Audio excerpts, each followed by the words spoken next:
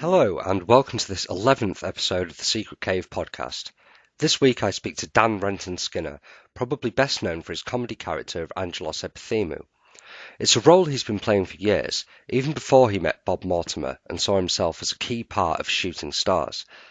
Today, he still plays the character, most notably with Barry from Watford, on stage and in their podcast, while branching out into more serious roles, like his part in Notes on Blindness and an appearance in Ben Wheatley's High Rise. British comedy fans may also know him as Bosch from House of Fools, or through his widespread work across the industry. We talk about his career and British comedy in general in a conversation that saw itself unfortunately cut short thanks to some technical problems. Now, this isn't going to usually happen, and usually I would be more on the ball with this kind of thing, but it appeared that the recording software that I use crashed with 10 minutes left on the interview, and I hadn't noticed it happen. So I feel extremely stupid about that. But it was only around 10 minutes of the conversation. We were wrapping up anyway. So things will just fade out randomly at the end, and please do forgive me for that. It's not a mistake I'll be making in future. Learning experience, blah, blah, blah. And while I'm making apologies, I might as well just mention quickly how I know how I have never been telling my guests that they're actually in the recording of a podcast, and it always ends up about 10 or 15 minutes in. They say, am I in the podcast? Am I in a podcast now? So again, I'm going to start clearing that up in future and making people aware of when I've hit record. And the last apology I want to make is for sound quality, because I know it's not perfect and I know it can get crackly and distort sometimes, but I'm working with extremely cheap materials here. I haven't really quite got the money to kick up my studio just yet, but we have some plans for that, and I will be discussing that on the Twitter. So make sure to go and follow us over there, and you should get some news on our future. Anyway, let's just go ahead and listen to Dan Renton Skinner. Lee, is that your name? It is my name, yes. Hello. Hello, mate. Dan here. Nice to meet you, Dan. I can't see you. That doesn't matter, does it? No, that's because I'm working on a very poor internet, and if I did, everything would just crash down. Okay. Can you see me? Hang on. Let's see if I can. No, I can't anyway. Oh, yes, I can actually. I can. I've got a tash and a comb over. It's for a thing. Right, so, well, yeah, what have you been up to recently? I've been touring with Alex. Barry from Watford. We've been all over the place, and we have been. We did a couple of weeks at the Soho Theatre, and now we're trying to write a sitcom. Oh, right, okay. Yeah, it's a long old process, and we're just doing festival dates at the moment. So we're going around the country. So we did Sheffield on Friday, we're doing Hastings this Friday, and then we did the Udderbelly in London, and Wells Comedy Festival, right, and Bristol, and all these places that have comedy festivals that I had no idea had comedy festivals. Right. It was a bit of a, oh right. Everyone's got a comedy festival now. Yeah, basically. I mean, we even have one in bloody Grimsby, where I'm from, I think. Oh, yeah? So, and you couldn't get more backwards than that. Well, I think you can. No, you might have a point there. Grimsby's quite a nice place, isn't it? Up by Hull. It is, actually, to be fair. I mean, I'm not going to be one of these people who's going to leap on it. It's definitely nice. I was just playing to public conception, I think. Oh, okay, yeah. Yeah, because isn't that where Guy Martin's from? It is, actually, yeah, and he still lives here, I think. He's got an accent like no other bloke from Grimsby, has he? Yeah, you're right. He's got a proper, like, like, 1930s Yorkshireman. Yeah, you're right. You're right. Fred Dibnah. We have got a very down-to-earth accent here, but for some reason I kind of shed it when I was about 7 years old. Yeah, but he's really, like, kept hold of his, isn't he? Oh, yeah, definitely. Thickened it right up as like, he sounds like one of the Monty Python, when they do, that sketch where they're all trying to outdo each other, how poor they were. Oh, right, yeah, I know exactly the one you mean, yeah. Yeah, that's what he sounds like. I think he lives, like, literally round the corner from me as well. Yeah, probably. He's got a big old Spitfire engine in his front room, and he nailed to the floor now. Yeah, I've heard that. I've definitely heard that. Yeah. So that was frightening the burglars. Yeah, I need to try and get in touch with him. You should do an interview with him. If he's up for it, if he's not too busy riding bicycles at the speed of Yeah, sound. right around the world. Yeah, exactly. I like Guy Martin. I think he's brilliant. Yeah, I do as well. He's a real genuine and clever bloke, isn't Yeah, exactly. It's great watching someone that is so into something, and so just passionate about. I mean, I'm not into engines or motorbikes at all, but to watch somebody else be that passionate about it, it's brilliant. he? Yeah, I mean, I hate to sound too cynical or anything, but passion seems in pretty short supply these days. Well, yeah, I don't know. It depends what your. What do you say? Why do you say that? Well, okay. I feel like when I was growing up, it was as easy as turning on the television and there was something really interesting going on somewhere. Not on every channel at all times. But I feel like now you have to really dig to find things. I don't know if that's just because I'm cynical or not. I don't know. I mean, like you click on YouTube and you can find incredible things within about 5 seconds. Oh, I agree with that, but that's kind of like still a public thing, isn't it? In a way. You think they're not people aren't making stuff that's.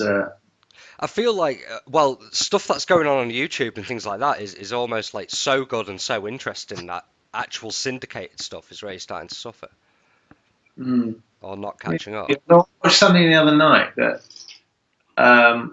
it was brilliant. It was on BBC 4, which I really like, and it was called Handmade in Japan, and it was all about how they make samurai swords, Right. and because it's just old craftsmanship, they've been doing it for thousands of years, and it's just this family in this shed, and they make these incredible samurai swords, and each one takes months to make, and I can imagine.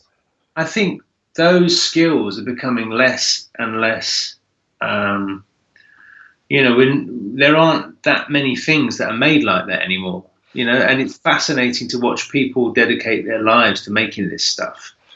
Um, so nowadays it's all like documentaries about how far we can run, and 24 hours on the night bus. It's just watching people behave weirdly in either really mundane situations or extremely stressful situations, like cop show, like 24 hours on A&E. Yeah. And it's all really quickly edited. And it's all sort of wrapped up in the same way, and it's sort of generic documentaries, and they're quite interesting to turn on, but very soon you feel like you're eating a pizza, or Yeah, a of course. McDonald's, or you just think, oh right, the same thing happens every week, and it's the same sort of comedy music when this happens, and the same dramatic music when that happens. But just to watch something and watch people, do something they've been doing for thousands of years in a way that is completely alien to you or to me, that is what is fascinating. And I think Guy Martin is, right in that area, where he sort of, I could watch him take an engine apart Yeah. and put it back together again. And I wouldn't know what the fuck he was doing, but I'd be interested to watch him do it because I don't know what he's doing, if you know what I mean. Well, absolutely. I can relate to that because there's like a couple of master woodwork guys who I've been obsessed with on YouTube recently, and I couldn't do a bit of woodwork for a second in my life, but it's just, as you say, the passion and seeing the skill that goes behind it. Yeah, it's interesting, isn't it? I think that's all I was hitting at, really. Everything's a little bit spoon-fed, on TV now. There's no sort of. I think that's true. I don't think that's sort of. I don't think that's. I don't think that's a sort of a generalization. I think that's true. Because I've read in interviews you yourself talking about how Vic and Bob came up in the early 90s and how punk rock it was, and Yeah. I very much got that feeling myself as a viewer, and And as a big fan, I'm so glad that they've kept going and obviously brought you into the fold. But I don't get that punk rock feeling off anything anywhere. That subversiveness. No, I don't think they allow people to do that on telly anymore. I really don't think they do. I mean, if it happens, it sort of slips through the net. Yeah. And there are just other platforms. I think, I don't know, I can't think of anything that, you know, um, anything that's been on where you just go, bloody hell, that is, I don't know why I like this, because that's how I felt when I first watched Vic and Bob. It's like, Mm. so I don't know why I like this, but you are, you know, when watching Vic, you just sort of think, you seem to know exactly what you're doing, even though I don't know what you're doing. Right, that's actually exactly it. Yeah, and it's really interesting, you know, and to watch someone be that into what they're doing, without knowing, you know, without thinking, is there a point to this or what is there? And then Right. you just sucked into it, and you go, oh yeah, right, it's just a thing. And now I really like this thing, you know, and it completely divided people when it first, you know, when it first came out, was Hmm. because, you know, the majority of people that I spoke to were just like, oh, it's bollocks, that is just rubbish, you know. Mm. And of course, yeah, it didn't like, didn't mean anything, but it's just something that you either connect with or you don't. It's not something you go, oh yeah, I quite like that. Yeah. You know, it's something you go, oh, that speaks to me completely and utterly. You know, in a visceral sense, and it just speaks to my soul. You Mm. know, It, but it I is very don't. hard to analyze from a journalist's perspective because I've tried a few times, but it's like what you said about it Yeah. meaning nothing almost. It's just watching two people completely convicted. You know, the conviction they have to doing nothing. Right. And I think that's from, you know, the absurdists did all that, you know, like Beckett used to do that, Yeah. you know, writing these plays really that people are analysing them for years, going, what's he talking about? What is this? You know, but totally committed to it. Mm. And that in itself, you know, is enough, I think. You know, just exploring the mystery and the why and the, you know, uh, Yeah. you know what I mean? I remember first went to go see Waiting for Godot with Patrick Stewart in it and all that when I was like 17 years old and just getting into all that stuff. Yeah. And I remember I was really enjoying exploring it and every single different sentence and all that. And I was reading a lot of things that Beckett was saying about it not meaning anything and about if it was about God, I'd have said so and all this. And I Yeah. almost felt kind of put off by that because I was like, let me have some fun with it, Mm. if you know what I mean. Well, I think that's. I mean, the thing is, though, people, you know, people want to know, you know, the reason for everything now. They want to know why, you know, something happens, and you know, they want to know why you're doing something. Mm. Why? You know, um, and it can happen when you're writing scripts or doing stuff on stage. You know, people go, why? You know, what? Okay, so you write that line. So what? Why have you written that line? Why have you written that line? And Yeah. sometimes you go, well, because it's funny, you know. I think it's funny, and I think I can make that funny.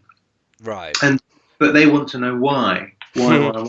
You can't explain it, you know. You can't explain it. And so if someone said to me, "Why is Big Night Out funny?" I couldn't tell you. No, It you're right. just is to me.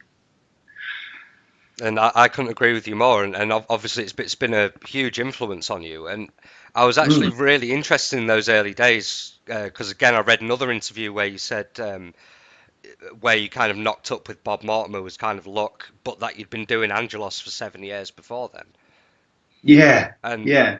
I'm really intrigued in those 7 years, like the inception of it. And that's not me trying to like find out what it all means, but just like what kind of form it took in those early days. Well, it was an impression of someone that I met, and and and I found him so funny that I just immediately started doing this impression of Mm. this person. And then and I just happened to be doing a sort of stage sketch show at the time, so the people I was doing it with just said, "I'll bung that into this sketch show," And I was really reticent at first. I thought, I can't, man. People are just gonna, they're gonna accuse me of all sorts of things, Hmm. you know. Um, and then he said, "No, honestly, you're okay with it." And so I did it, and it got the biggest laugh. I thought, "Oh, this is fun." Um, and then what I would do is, there used to be loads of different sort of character and sketch comedy nights around London, and I don't know that they have so many of them now. They might have, but I don't really know. Hmm. But I just turn up to those and say, "Look, can you give me 5, 10 minutes on stage?" And they go, "Yeah."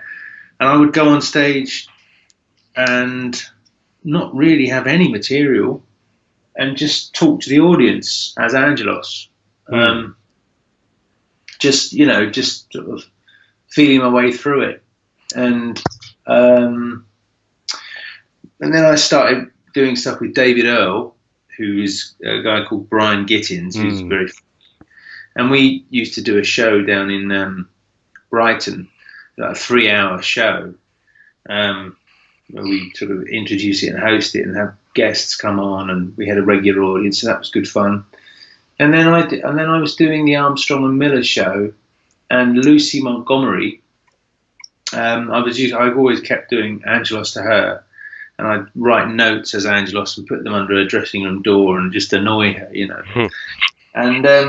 And she said Bob Mortimer would love this character, and I went, all right. So I just sat on the end of my bed, and I made a little video of me just saying, saying, for God's sake, Mortimer, it's time that you give me a job. This is getting ridiculous, isn't it? As if I knew him. And I sent it off to him, and she had told Bob to expect this video because they get a lot of weird stuff. Hmm. And he watched it, and then he asked me to. He rang me and said, "Do you want to come and have a chat?" And I did, and then they stuck me on Shooting Stars. So it was all a bit of a whirlwind, Yeah, I can imagine. but good fun, really good fun.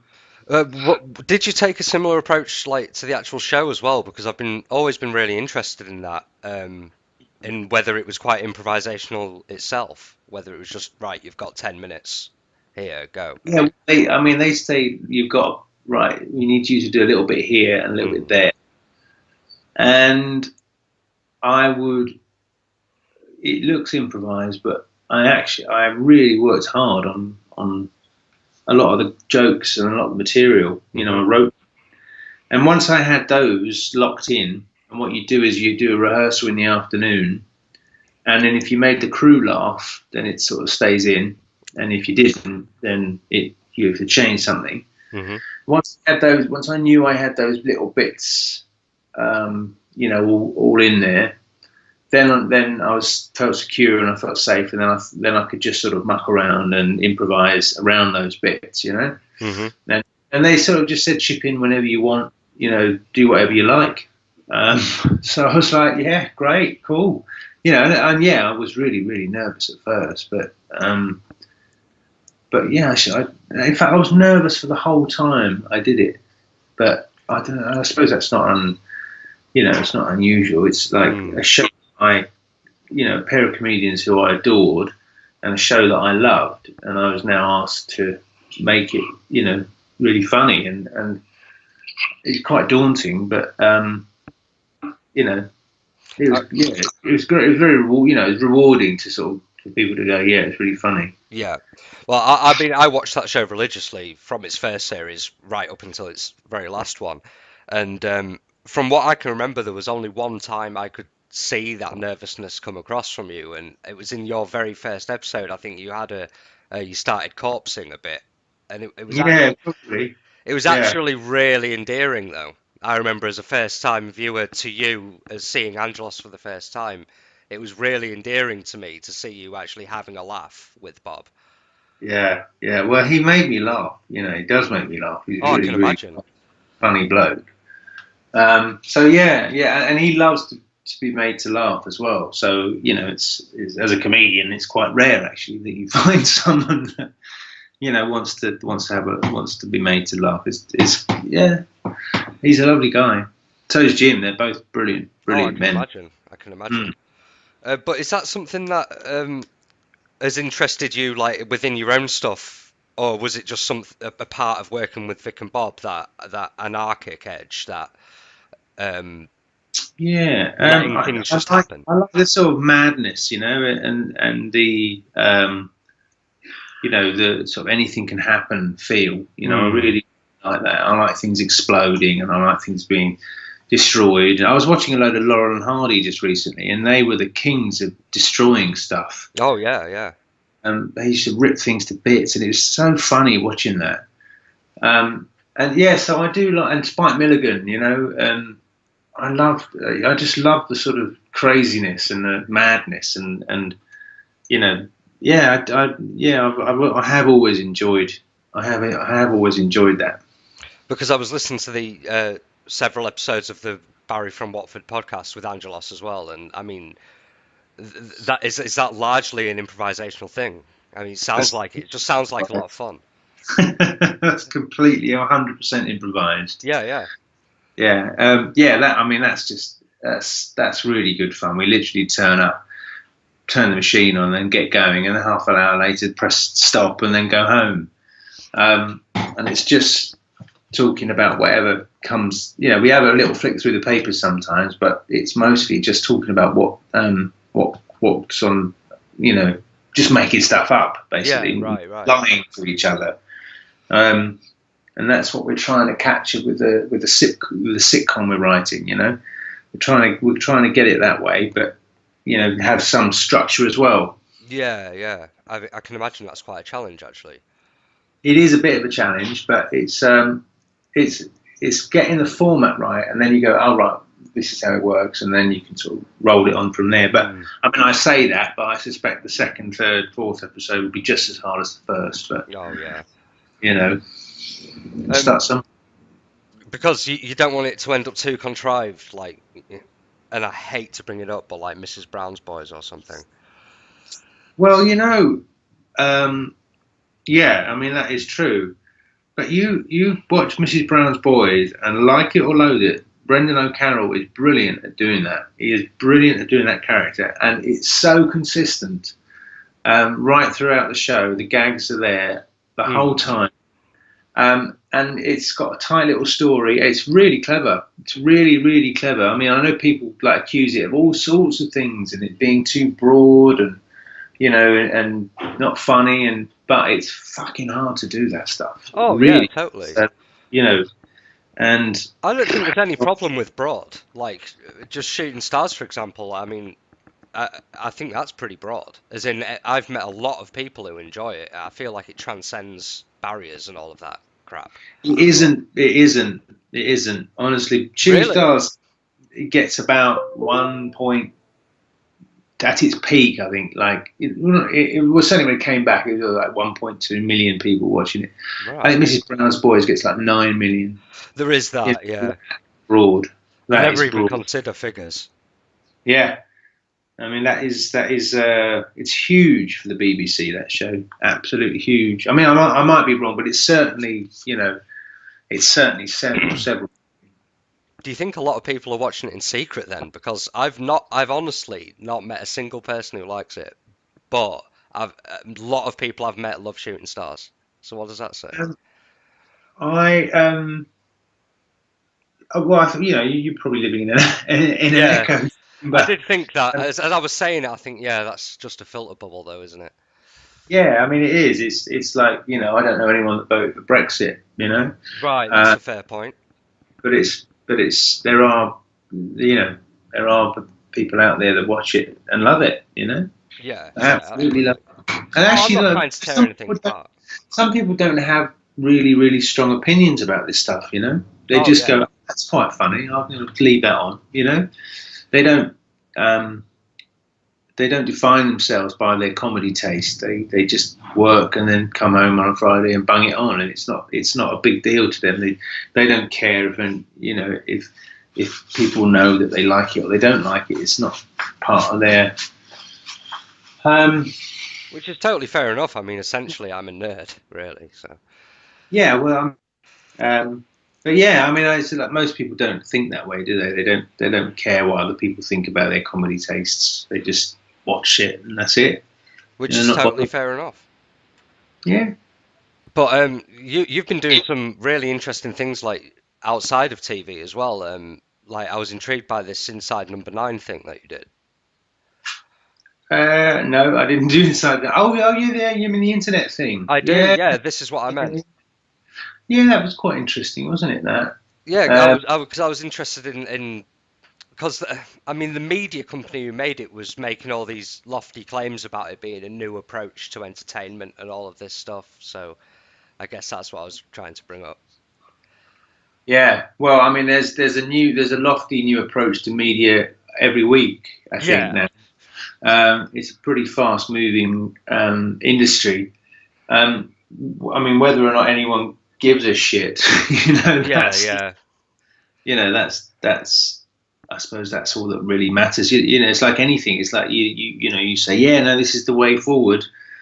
Well, it's not. It doesn't. Just because you say it is doesn't mean to say it is. People have to care about it. yeah. For it to be the way forward. And if they decide that it isn't the way forward, then it isn't, I suppose. A 3D film's a good example of that. Where's that? Nobody cares. Yeah, no one cares. It doesn't like, add anything to the story. No. There's only a few ways of telling stories, I suppose, Yeah, and um, and people want the simplest way. They don't really care about all the bits all the bits that are that are added on. The latest one is virtual VR.